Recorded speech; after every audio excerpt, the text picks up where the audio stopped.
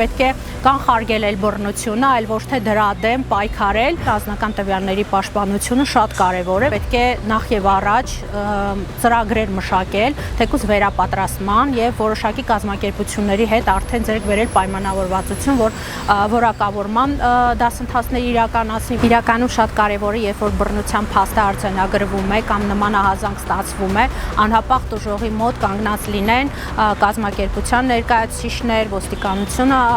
արագ արձագանքի։ Մի դեպքում տուժողը պետք է դիմի համապատասխան մարմիններին, որպեսզի այդ գործընթացը սկսի, մյուս կողմից էլ տուժողը չունի վստահություն, որ եթե նա բողոքի, ապա իրեն ինչ-որ ձև կպաշտպանեն։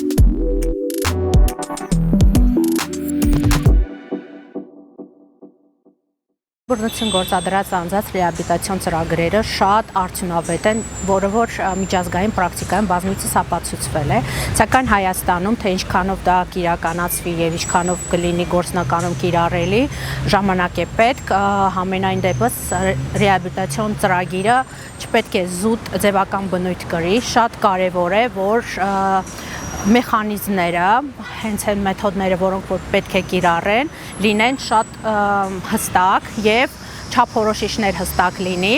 Օրինակի համար, եթե նախատեսվի միայն դասընթացի ձևով, դա կազմակերպել, սա ինձ թվում է անզոր է լինելու եւ որից արդյունք չի տալու, այլ բան է, եթե ներգրավեն որոշ մասնագետներ, փորձագետներ եւ այնպիսի մեխանիզմներ մշակվի, որոնք որ թույլ կտան նախ ռեաբիլիտացիոն ծրագրով ներգրաված անձանց վարքագծի եւ ագրեսիայի դրսեւորման, դրական դինամիկայի տեղաշարժի մասով ունենալ հստակ պատկերացում, այսինքն այդ մեթոդաբանությունը այնպիսի կիրառելիություն ունենա, որ նախ մասնագետները հստակ չափանիշների համաձայն կարողանան եզրակացություն տալ, թե տվյալ անձը դեպի դրական դինամիկայի ունի տեղաշարժ թե ոչ, եւ պարտադիր պետք է միջազգային ստանդարտների համապատասխան մեթոդներ կիրառվի։ Միայն դասընթացներով բավարարվելը շատ քիչ կլինի, որովհետեւ պահանջում է նաեւ անհատական մոտեցում յուրաքանչյուր անձի հանդեպ մեթոդները եւ մոնիթորինգը պետք է իրականացվի անհատապես։ Եթե բռնություն գործադրած անձի նկատմամբ նշանակվել է ռեաբիլիտացիոն ծրագրի անցկացում, ապա այս պարագայում շատ դժվար կլինի տվյալ անձին հարկադրել տվյալ ծրագրի մասնակցելը, քանի որ անձնական պատասխանատվությունը չի նախատեսում նաեւ այլ պատասխանատվություն։ Անձը կամավոր հիմունքներով երևի թե պետք է գնա եւ անցնի այդ ծրագիրը։ Այս դեպքում խնդիր կարող առաջանա, եթե նա կամավոր հրաժարվի ծրագրի մասնակցելու, չկա որևիցե իրավական նորմ կամ կարգավորում, որ նրան կստիպեն։ Այս պարագայում գտնում եմ, որ որոշ օրենսդրական ակտերի փոփոխություն իրենց պետք է նախատեսվի, այսինքն եթե անձը օրինակի համար անհետաձգելի միջամտության որոշման հիման վրա որոշակի պատասխանատվության է ենթարկվում եւ դրա հիման վրա արդեն իսկ ռեաբիլիտացիոն ծրագրով պետք է մասնակցի այդ գործընթացին եւ հրաժարվում է, կարծում եմ, որ սկզբից պետք է նախատեսվի աստիճանական, օրինակ վարչական պատասխանատվությունից մինչև քրեական պատասխանատվության անցում։ Օրինակ առաջին անգամ նախազգուշացում, մյուս դեպքում եթե կոնկրետ դատարանի որոշումը, որը որ անհետաձգելի միջամտության որոշման պայմանավորված պաշտպանական որոշման չի ենթարկվել, կարող է դիտարկվել որպես անհնազանդություն կամ դատական ակտի չկատարելուն կամ չարամտորեն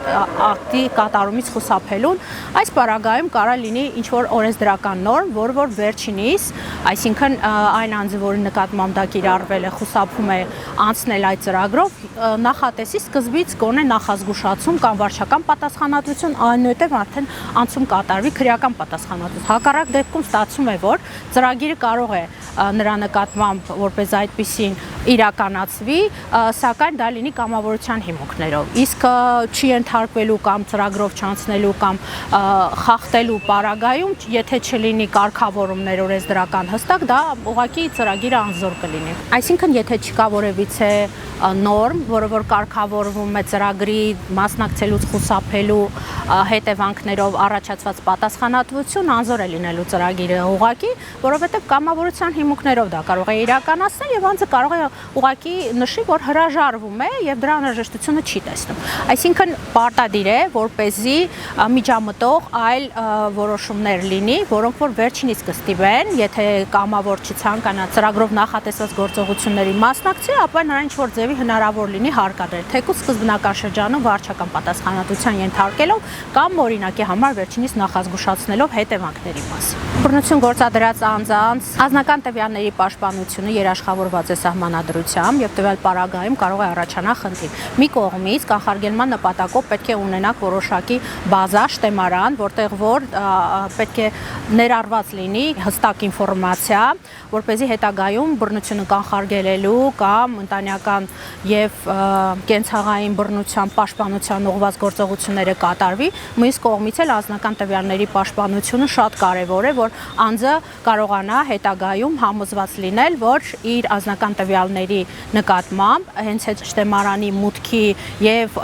տվյալների արտահոսք չի իրականացրելու։ Այս պարագայում գտնում եմ շատ կարեւոր է, որպեսզի լինի տվյալների, հենց այդ բազայի եւ շտեմարանի ապահովություն, նկատի ունեմ միայն որոշակի սուբյեկտներ կարողանան մուտք գործել եւ այդ տվյալներից օգտվել։ Այլ վարչական կամ քրեական գործընթացների համար պահանջվող գործողություններ չկատարվեն, հենց նկատի ունեմ, որ այլ վարչական եւ քրեական գործողությունների ժամանակ այդ տվյալները չօգտագործվեն։ Բացառապես դրանք նպատակ ունենան կոնկրետ բռնությունը կանխարգելման կամ պաշտպանություն իրականացնելու նպատակով օգտագործելու համար։ Եվ հենց այդ շտեմարանից օգտվելու մուտք գործելու համար լինի հատուկ էլեկտրոնային համակարգ, որը որ մի քանի անգամ անձին իդենտիֆիկացնելով թվային համակարգ մուտք գործելու միջոցով կարողանա թույլատրել կոնկրետ սուբյեկտին, կոնկրետ նպատակով այդ տվյալները վերցնելու, այսինքն հենց այն նպատակով, որը որ այդ շտեմարանում մուտքագրվում է եւ տվյալները պահպանվում է։ Որպեսզի արտահոսք չլինի, նաեւ շատ կարեւոր է, որպեսզի մասնագիտացված մշտադիտարկումներ կատարվեն եւ պարզեն վիճակագրությունը, թե ով, քանի անգամ եւ ինչ նպատակով է ցանկացել տվյալ ինֆորմացիան արտահանել եւ օգտագործել եւ կանխել հենց այդ արտահոսքը։ Դա գտնում եմ, որ տեխնիկապես հնարավոր է իրականացնել, որպեսզի անձնական տվյալների պաշտպանությունը լիարժեք իրականացվի։ Կարծում եմ մեկ տարվա ժամանակահատվածը բավարար չի լինելու գործածել այնպիսի մեխանիզմներ կոնկրետ ենթակառուցվածքների, ինչպես նաև մասնագետների որակավորման եւ վերապատրաստման դասընթացներ իրականացնել։ Խնդիրը կայանում է իմ կարծիքով նաև նրանում, որ մարզերում մեծ մասամբ բացակայում է եւ սուրբ դեֆիցիտ է որակավորում ունեցող մասնագետների, կոնկրետ սոցիալական աշխատողների, ինչպես նաև հոգեբանների, մասնագիտացված նարկոլոգների եւ այլ մասնագիտացում որոշակի որակավորում պահանջող անձանց սուրբ դեֆիցիտ է նկատվում, ինչով պայմանավորված կարող է խնդիրներ առաջանալ այդ սեմ ժամկետում գործնականորեն կիրառել մեթոդները եւ ինձ թվում է շտապելու փոխարեն պետք է նախ եւ առաջ ծրագրեր մշակել, թեկուզ վերապատրաստման եւ որոշակի կազմակերպությունների հետ արդեն ձեռք բերել պայմանավորվածություն, որ որակավորման դասընթացներ իրականացնի, որպեսզի ունենանք արդեն բավականին մեծ ծավալով մասնագետներ, քանի որ պետությունը մենակով նման մասշտաբային ծրագիր չի կարող իրականացնել եւ նրան պետք է ունենալ որոշակի կազմակերպությունների, ՀԿ-ների հետ համաձայնեցում եւ սա նաեւ կապված է մեծ ծախսերի հետ, որովհետեւ հենց կազմակերպությունները, ՀԿ-ները ֆինանսական ներդրումներ են պահանջում, որպեսզի որոշակի ծրագրեր իրականացնեն եւ սա պետք է լինի կամ պետական միջոցների հաշվին կամ էլ այլ պետությունների հետ համագործակցելով եւ այնտեղից ֆինանսավորում ստանալով եւ ներդրելով Հայաստանում այդ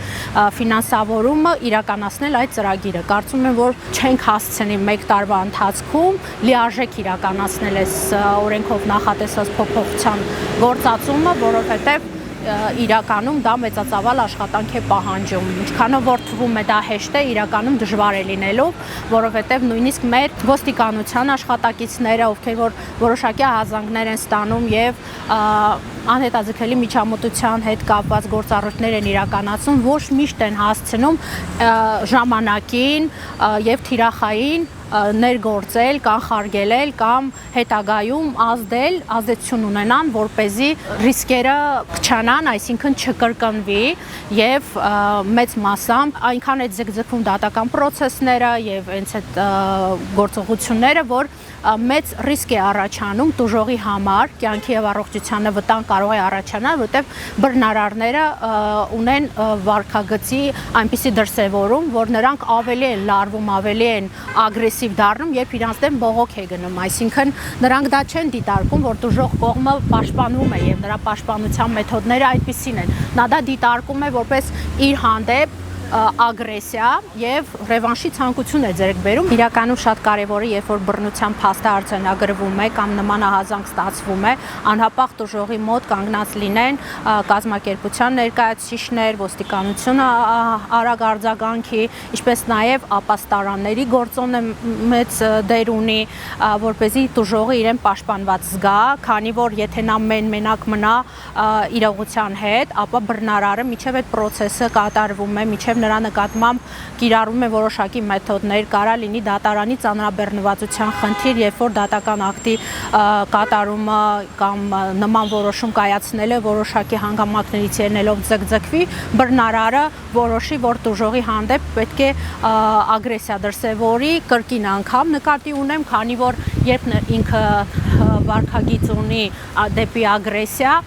եւ հակում ունի ագրեսիա ցուցաբերելու եւ եթե նրա դեմ դուժողը բողոք է ներկայացում, սա կարող է ավելի սրի իրավիճակը եւ լարվածություն առաջացնի, ինչի հետևանքով դուժողը անպաշտպան կլինի։ Այսինքն մի դեպքում դուժողը պետք է դիմի համապատասխան մարմիններին, որպեսզի այդ գործընթացը սկսի, մյուս կողմից էլ դուժողը չունի վստահություն, որ եթե նա բողոքի, ապա իրեն ինչ-որ ձև կպաշտպանեն։ Այսինքն նման ընթացակարգ օրենսդրությամբ նախատեսված է, բայց գործնականում միշտ չի, որ հասցնում է պետությունը ի կատարածել։ Շատ կարևոր է, որպեսզի տուժողը ունենա այն համոզմունքը, որ պետությունը գործադրելու է անմիջապես արձագանքելու է եւ գործադրելու է բավարար միջոցներ, որպեսզի